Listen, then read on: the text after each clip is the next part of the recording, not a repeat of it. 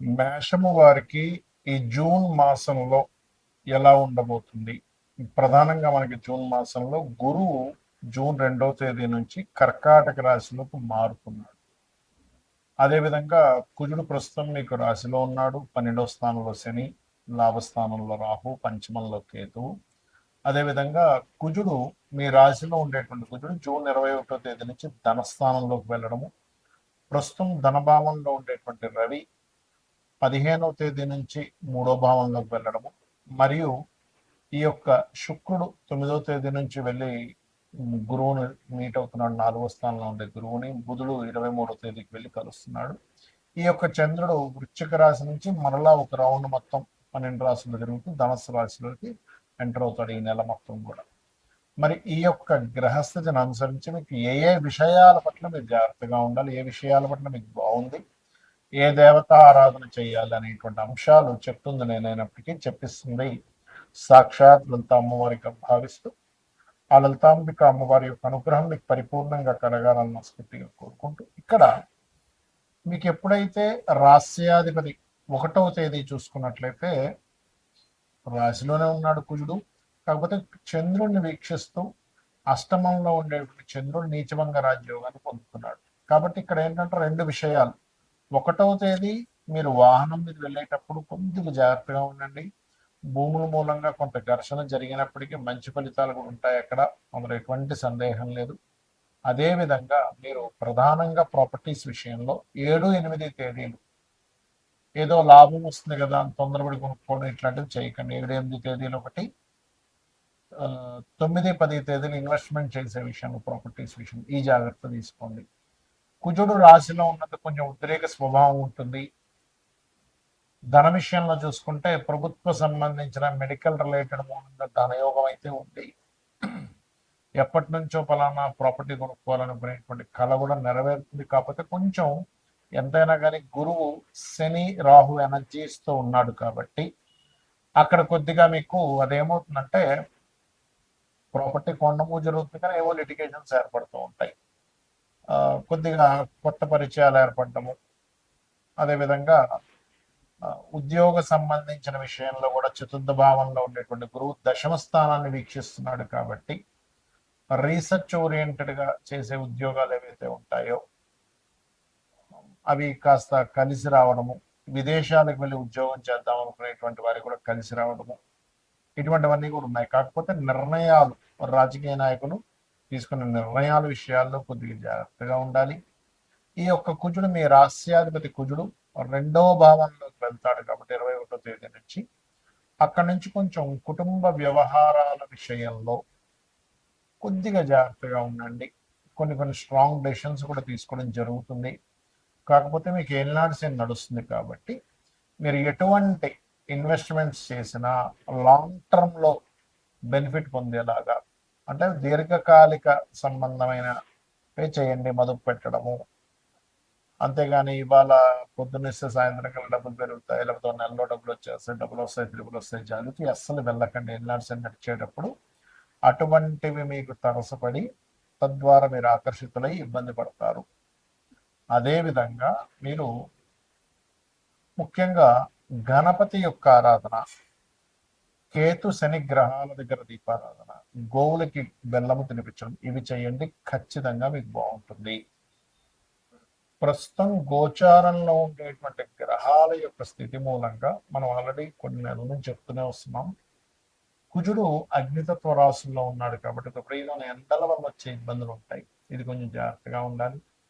నీటి వల్ల వచ్చేటువంటి వైరస్లు, గురువు అతిచారంలో కర్కాటకంలోకి వెళ్ళాడు కాబట్టి ధరలు విపరీతంగా పెరగడం తగ్గడం, అది కోల్డ్ అనుకోండి, సిల్వర్ అనుకోండి, అన్ని కూడా మనం ఆల్రెడీ మే 11 నుంచే May first week second week నుంచి పెరుగుతాయని చెప్పాం. అదే రకంగా పెరుగుతూ వస్తున్నాయి. అయితే ఇక్కడ ఏంటంటే ఈ గోల్డ్ మీద ఇన్వెస్ట్మెంట్ చేయాలా, సిల్వర్ మీద ఇన్వెస్ట్మెంట్ చేయాలని చాలా మంది అడుగుతుంటారు. భూములు ఇచ్చేయాలని ఒకటే గుర్తుపెట్టుకోండి, మీ జన్మజాతకంలో కనుక రవి గురువులు బాగుంటే గోల్డ్ మీద చేయొచ్చు. ఎఫ్లెక్షన్లో లేదు అనుకుంటే చంద్రుడు బాగుంటే సిల్వర్ మీద చేయొచ్చు, కుజుడు బాగుంటే ల్యాండ్స్ మీద చేయొచ్చు. మీ 4వ భావం కూడా బాగుంటుంది దాంతోపాటు, కుజుడితో పాటు, అప్పుడు ల్యాండ్స్ మీద మీకు కలిసి వస్తుంది. అయితే ఎప్పుడు కూడా ఈ గోచార ఫలితాలు గోచారంలో ఇటువంటివి ఇస్తూ ఉన్నప్పటికీ మీ జన్మజాతకంలో అసలు ఏముంది అనేది చూసుకోవాలి ఇప్పుడు కూడా. మీ జన్మజాతకంలో కనుక మీకు లగ్నాధిపతి ఎలా ఉన్నాడు, లగ్నం ఎందుకు బలహీనంగా ఉందా బలంగా ఉందా, అది గోచారంలో ఏదైనా మీ లగ్నాన్ని అఫ్లిక్ట్ చేస్తుందా అనేది చూసుకోవాలి. అప్పుడు ఏమవుతుందంటే మీకు అది ఏ గ్రహం ద్వారా మీకు అఫ్లిక్ట్ అవుతుందో దానికి దానం ఇచ్చుకున్నా, దాన్ని మంత్రం చేసుకున్నా మీకు క్లియర్ అయిపోతుంది. ఏం టెన్షన్ పడక్కర్లేదు. ఏలినాటి శని వచ్చేసింది, కాలసర్ప దోషం ఉంది, ఇలాంటివి ఏం పెట్టుకోకండి. మీరు నిత్యము మీరు మీ ఇష్టదైవాన్ని ఆరాధించుకుంటూ నిత్యము లలిత చదువుకోవడము, ఉదయం సాయంత్రం ఏదైనా చక్కగా ఒక ఆలయానికి వెళ్ళడం చేస్తే మీ చుట్టూ మీ ఆరాలో పాజిటివ్ ఎనర్జీ ఎప్పుడైతే వచ్చిందో దేనికి భయపడాల్సిన అవసరం ఉండదు. కాకపోతే ఇక్కడ ఏంటంటే ఆస్ట్రాలజీ ఎందుకు, ఈ జ్యోతిషాస్త్రం ఎందుకుందంటే మీకు ఒక మార్గం చూపించడం, జ్యోతి అంతే కదండి, వెలుగు, జ్యోతిష్యము అంటారు. కాబట్టి వెలుగునిస్తుంది. అసలు మీకు ధనయోగం ఎందులో ఉంది అనేది మీ జాతకం చెప్తుంది. ఈ మార్గంలో వెళ్తే, ఈ ప్రొఫెషన్లో ఉంటే, ఇది చదువుకుంటే, ఈ వ్యాపారం చేస్తే, ఈ ఈ సమయంలో వ్యాపారం చేస్తే, ఇటువంటి వాటికి సంబంధించిన సర్వీసెస్ లేకపోతే ఉద్యోగం చేయాలనే దాన్ని ఒక క్లారిటీ ఇస్తుంది. అదేవిధంగా మీరు చేసే ప్రయత్నాలు అనుకోండి, మీరు ఉండే డైరెక్షన్ అంటే మీరు ఎప్పుడు గృహం కొనుక్కోవాలి, ఏ డైరెక్షన్లో నివసిస్తే మంచిది అనేది మీ చతుర్థ భావం. సంతానం ఎందుకు అభివృద్ధి అవ్వట్లేదు, సంతానం కలగాలంటే ఏంటి, కలగకపోవడానికి కారణాలు ఏమిటి, కలిగినా ఎందుకు వారు అలా ఉంటున్నారు, దానికి రెమెడీ ఏం చేసుకోవాలని మీ పంచమ భావము.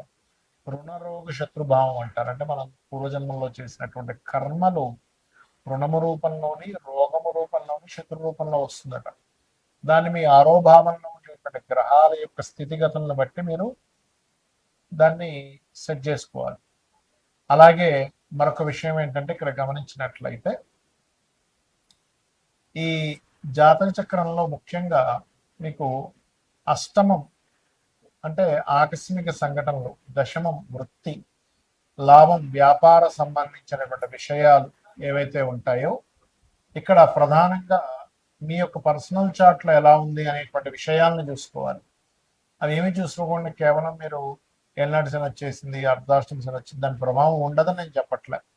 అది ఉన్నప్పటికీ మీరు ఏలినాటి శని ఉన్న ఎవరైనా సరే ఓం అనాకలిత సాదృశ్య చుబుక శ్రీ విరాజిత అయిన మహామంత్రం చేసుకోవడము, గోవులకు కాస్త బెల్లము తినిపించడము, మరియు అదే విధంగా మరొక విషయం ఏంటంటే ఇక్కడ గమనించినట్లయితే ఈ యొక్క ఈ నిత్యము కూడా ఎల్నాడు శని ఉండేటువంటి వారు కాస్త శనివారం పూట కాస్త ఏంటంటే నువ్వులు నూనె ఒంటికి రాసుకొని దాని తర్వాత స్నానం చేయడం ద్వారా కూడా మీకు ఎల్నాడు శని యొక్క ప్రభావం తగ్గుతుంది, గుర్తుపెట్టుకోండి. ఇక మీరు ఇంకొక విషయం ఏంటంటే ఇక్కడ మీరు అర్థం చేసుకోవాల్సింది, ఇన్వెస్ట్మెంట్స్ చేసే విషయంలో, విదేశాలకు వెళ్ళే విషయంలో కూడా ఒక సమయం అనేటువంటిది ఉంటుంది. ఎప్పుడు ఇన్వెస్ట్మెంట్ చేయాలి, ఎప్పుడు ఇన్వెస్ట్మెంట్ చేయకూడదు, ఏ సమయంలో ఇన్వెస్ట్మెంట్ చేయడం వల్ల మీకు మంచి ఫలితాలు ఉంటాయి, ఏ సమయంలో ఇన్వెస్ట్మెంట్ చేయకపోవడం వల్ల మీకు మంచి ఫలితాలు ఉంటాయి కూడా ఉంటుంది. అది మీరు గోచారంలో 12వ భావంలో ఏ గ్రహం వచ్చి కూర్చుంది అనేటువంటి చూసుకోవాలి. అది మీరు ఇది సమయం మంచి సమయమా కాదా అనేటువంటి నిర్ధారణ ఇస్తూ ఉంటుంది. ఆ రకంగా చేసుకుని మీకు ఇంకోటి ఏంటంటే ఉంగరాలు ఇలాంటివి పెట్టుకుంటూ ఉంటారు, నేను కాదనట్లేదు. దానివల్ల కొంత ఎనర్జీ, పాజిటివ్ ఎనర్జీ ఉంటుంది. కానీ మీరు ఏంటంటే తెలియకుండా, తెలుసుకోకుండా ఏది పడితే అది పెట్టేసుకుంటున్నారు. అలా కాదు, మీకు మీ జన్మజాతకంలో ఏ గ్రహం మీకు పాజిటివ్ ఫలితాలు ఇస్తుంది, ఆ గ్రహ సంబంధించింది ఇప్పుడు మీకు పెట్టుకోవచ్చా లేదా, లేదా కొంతకాలం తర్వాత ఆ యొక్క ఉంగరాన్ని ధరించాలా అనేటువంటి విషయం మీ జన్మజాతకంలో నవగ్రహాల్లో ఏ గ్రహం మీకు పాజిటివ్గా ఉందో చూసుకుని దాన్ని పెట్టుకోవాలి. లగ్నానికి శుభుడు పాపి, మనకి శనివర్గ లగ్నాలు, గురువర్గ లగ్నాలు అని 2 రకాలుగా ఉంటాయి. కాబట్టి దాన్ని బట్టి కూడా పెట్టుకుంటారు. కానీ దానికంటే అతి ముఖ్యంగా మీరు చూసుకోవాల్సింది మీ యొక్క లగ్నం శనివర్గమైనా గురువర్గమైనా కూడా మీ యొక్క జాతక చక్రంలో మీ గ్రహాల్లో ఏది స్ట్రాంగ్ గా ఉందో చూసుకుని పెట్టుకోవడం వల్ల మీకు మంచి ఫలితాలు రానున్నాయి, గుర్తుపెట్టుకోండి, వస్తాయి కూడా.